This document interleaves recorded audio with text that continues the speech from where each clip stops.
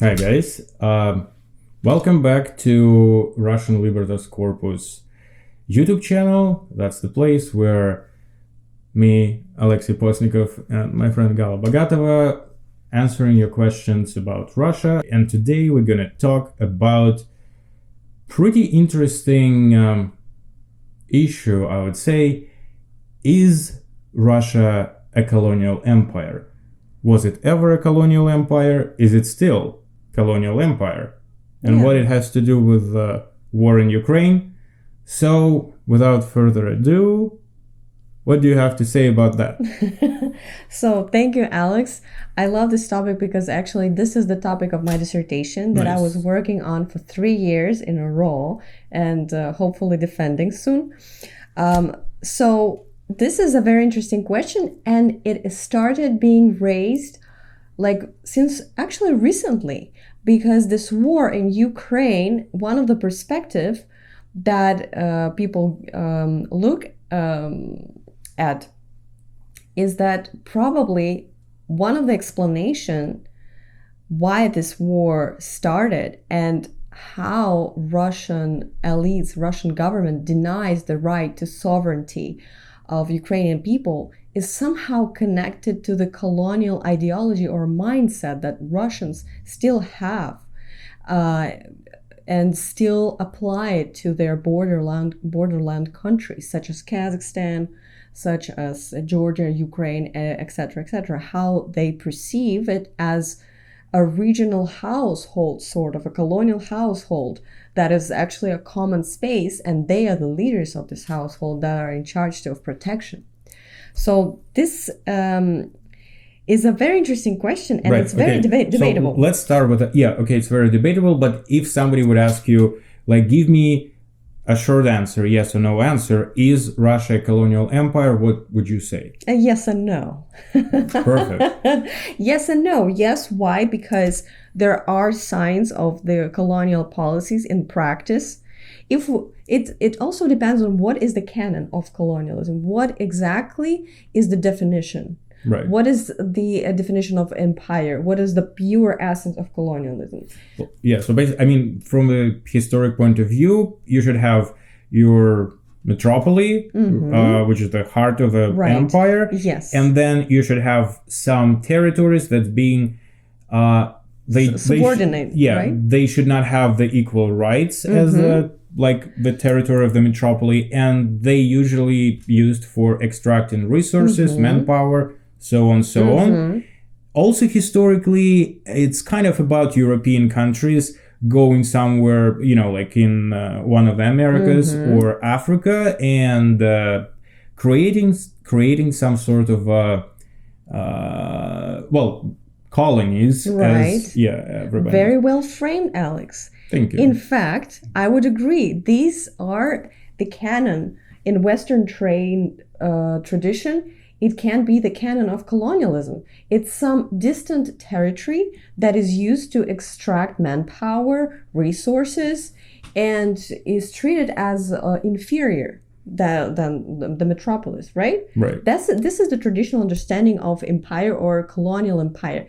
In this sense, Russian empire is not entirely the case. Right. Right? So as you guys, I don't know if you know that or not, but Russia, it's like one big piece of land. Yeah. It internalizes the colonies, right? Yes. It consists of the colony, used to consist. Right. When it and then Russian, let's say, experience in abroad colonies, which is Alaska, didn't last very long and kind of ended up with being not very successful, and they just sold it to United States.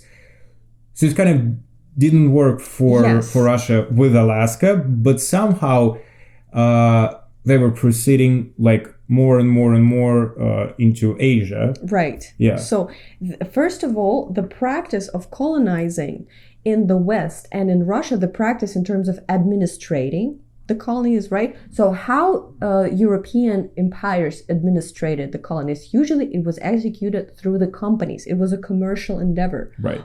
India, for example, it's a commercial company. It's a trust that was using the resources of India to make profit and then pay the taxes or other tribute to the English government. Russian colonies were administrative units. They were included in the government apparatus. They were administered by the colonial officers that were actually the part of the government machine. Right. So, okay, like if you be, ask the questions, where Russian metropoly ends and colonies starts, because exactly, that's a good question. Right. Because historically, probably the colonial Russian Empire started before European ones, if we were talking about... Yes. Very well said. I would say that Russian state has been formed in result of colonization of Siberia. Yes, so Siberia, believe it or not. And Urals also. Don't forget Urals, because that's where I'm from, and usually people forget Urals. Alex is a product of colonization. I am. Well, in fact, if we broaden up the understanding of colonization a little bit and suggest that these differences in terms of practice of administrating, in terms of territorial distance, are acceptable to still call it colonization, why I will explain a little further, then yes, Russia is still a colonial empire. So the very, very good point that you mentioned is that colony should be the subject of extracting the resources. So it's like unequal exchange, right? So the metropolis is not, the colony doesn't benefit from this exchange to the same extent as the metropolis does, right? In Russian case, I would suggest that it was not always the case, even though, yes, it took place to a certain degree in certain parts in a very explicit way. For example, in Georgia, in Caucasus and Georgia too. So they were extracting a lot of resources from this land, and they were displacing people. They were a lot of people were put in exile because they were not compliant with the colonial policies. Same goes to what? I would say Kazakhstan also was the source of extraction a lot of goods and value, like in terms of natural resources. But it didn't happen to the same extent it did in the Western case, in the Western canon. Not to the same extent, at least when we talk about the rights of the citizens. Right. So the difference between how Russian emperor treated his own subjects in the mainland, in the metropolis, it didn't differ to the same extent as in the Western case with the treatment towards the colonial people. Right. So again, like the fun historic fact about Russia, there was one colony. Technically, Finland was a colony. Well, in that sense of like Russian being like internal colonial empire. And Finland inside Russian Empire had way more rights than any other territory, specifically like the core Russia itself, which is like, here you go. Yeah, so this discrimination was not always benefiting the citizens of Russia. Some people, some authors like Alexander Etkin, for example, coined the term and reproduced this term later, called internal colonization. So that means that the imperial elites colonized their own people to the same extent as the people in the borderland countries in the subordinate Quick state. Question, do you know if this book translated into English? Yes, and definitely. Can we attach the link? Absolutely. So we're going to attach the link below. Yes. If you're interested in reading more on this topic, we're going to do that. Right, absolutely. So these are in terms of practices. We're talking about the administration, about economic dependencies, right? So they definitely existed. To this day, Moscow and the central of Russia is like a center of, the intersection of the gas tubes. So it can control the borderland countries in terms of like the direction of the sources. But it still was not to the same exhaustive extent as it happened in the West. Right. So that's a historical part. Now I want to bring up the article in New York Times. It was a while ago. I think it was right after mobilization in Russia started on September 21st last year. Basically, we're gonna attach the link to this article here as well in the description. But the main point of this article was that Russia is using ethnic minorities from what used to be those internal colonies historically. They're using them as the main manpower in this war. Therefore, basically, they just kind of killing off, ethnic minorities and targeting them more than Russians. And that's a pretty, that's an understandable angle here in the Western world with a history of colonization, when you have this is a colony, so we're going to use explicitly rationalized narrative. Yes, that is, which is on one hand, it's easier to understand to any reader from United States or England, France, Germany to some extent. Well, that's but is it really the case with modern Russia? Is modern Russia racist in this way? I'm not talking about xenophobia and but in administrative way, was that the case? Another thing that I need to mention, we don't have a hardcore statistics, how many people were drafted from region. There are roughly estimates. If you'd be interested, we can talk about that, because there's some amazing investigations by Russian independent journalists, and they were a spoiler. They were doing it based on rushed marriages registered in Russia. So that's how they were counting the number of people that been mobilized from this territory or another. If you want to know more, let us know in the comments. We can make another video, and maybe we can try to get someone to talk about this from this media outlet. But you mentioned that we don't have hard statistics, we don't have numbers. What that means to me is that we can only manipulate the narrative and how people are, what kind of attitude people actually have towards that. Can it be a legitimate reason per se, ideationally, conceptually, because we don't have hard statistics? We can talk about the next video. But I suggest that we answer the question, is it really based on racism? Yes. Right? So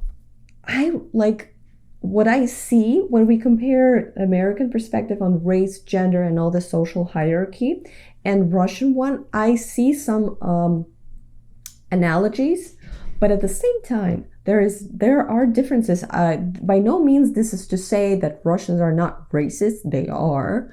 But we should account for certain specificities of this kind of racism, because it has a different background, a different historical tradition, a different legacy, different imperial legacy. So the Russians, they treat race differently. They do not tease out the same racial cues as in the United States, because this is the country that has the legacy, the slavery legacy. Officially determined segregation and differentiation of the race. Yeah, so it was utilitarian, it was explicit, it was dehumanizing, it was basically a social death of Black people during the slavery time, which condemned slavery and colonialism as undebatable evil that was exterminated in the end. We're still working on it, of course, but it is recognized as such.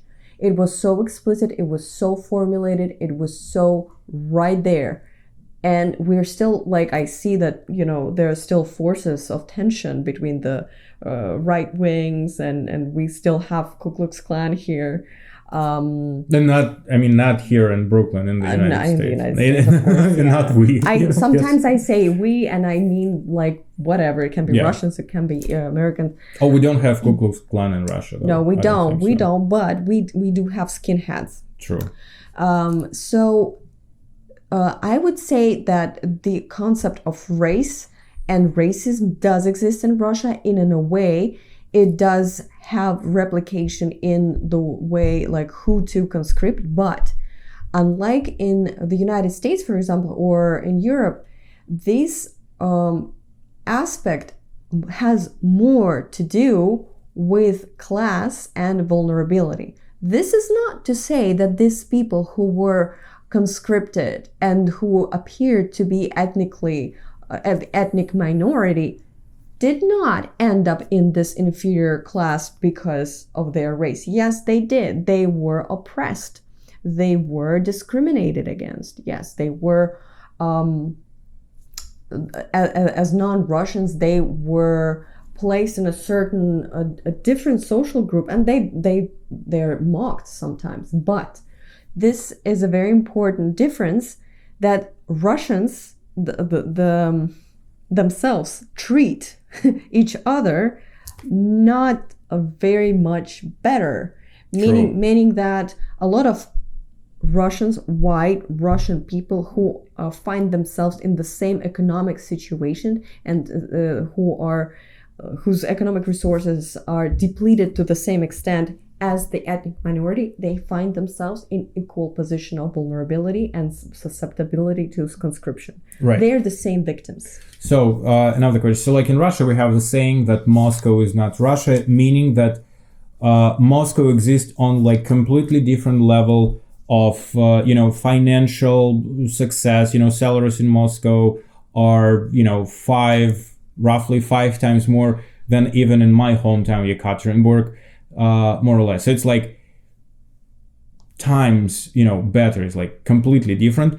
In this sense, like, can we, if we're gonna go back to colonial discourse, can we say that now this internal colonial empire with Russia has a Moscow as a metropolis, like just the city of Moscow, that's it, and then the rest of the territory as a colonies, which again, all the like ethnic minorities, Burats who were actually kind of an example in New York Times because they were pretty visible during this war. I guess that's the most mentioned minority from Russia. I mean, other minorities are in the war too, alongside with the Russians.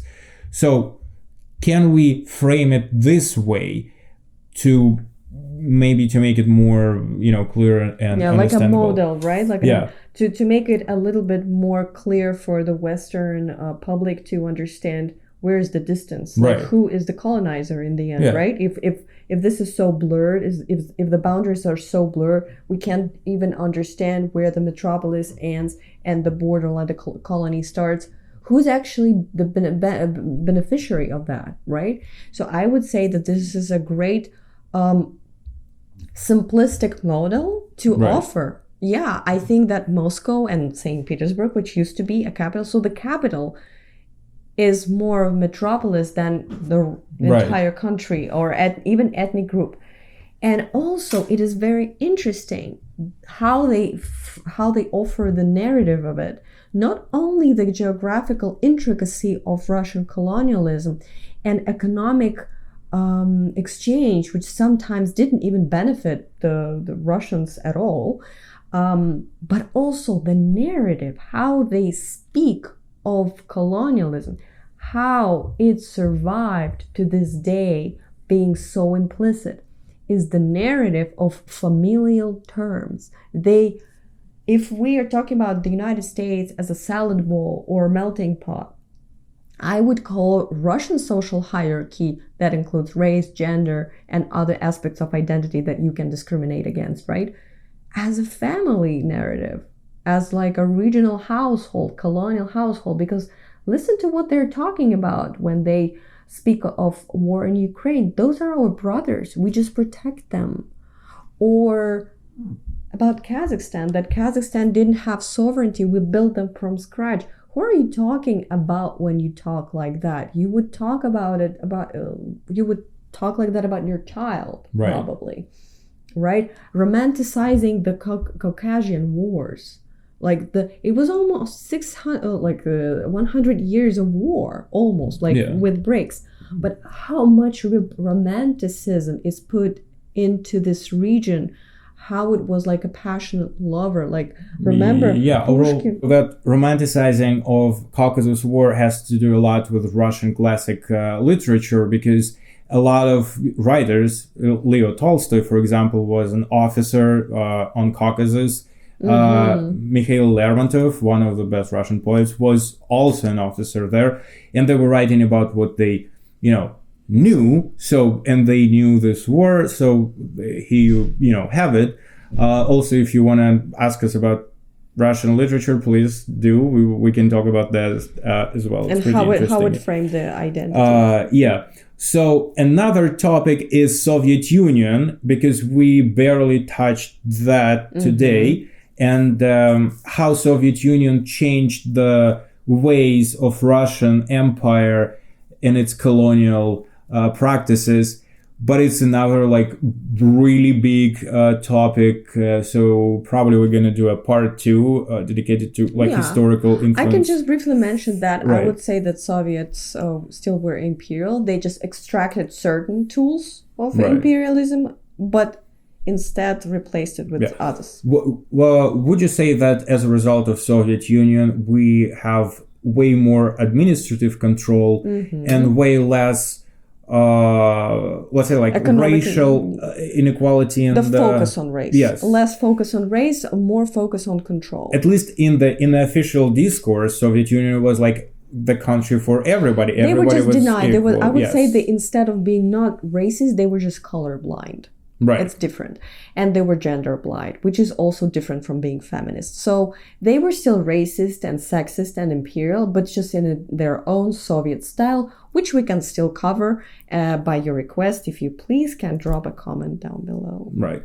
Okay. So in conclusion, again, coming back to the question, is Russia a colonial empire of sorts now? And is this war in Ukraine in in a central way a colonial war? Yeah. In my opinion, it is. In terms of practices of administration, in terms of racial distinction, in terms of economic exchange and dependency, and discrimination of language and territorial distance, it's a different style of colonialism. It's different from the West, but it doesn't cancel the nature of colonialism, which is oppression, conquest, and retention by manipulations and violence and different kind of very toxic means. The very fashionable word right now currently. So yes, I would say it is colonial, but in its own Russian style. Right. Okay, so here you have it. Some, food for thoughts. Yeah. If you would like to debate my point of view, please do. And also if you want us to talk more about this, and again, talk about Soviet Union, because I would say it's pretty interesting topic as well. Let us know in the comments, and that's it for today. Hope to see you all next time on our channel. This is Gala Bogatova, Alexei Postnikov, Russian Libertas Corpus, and bye.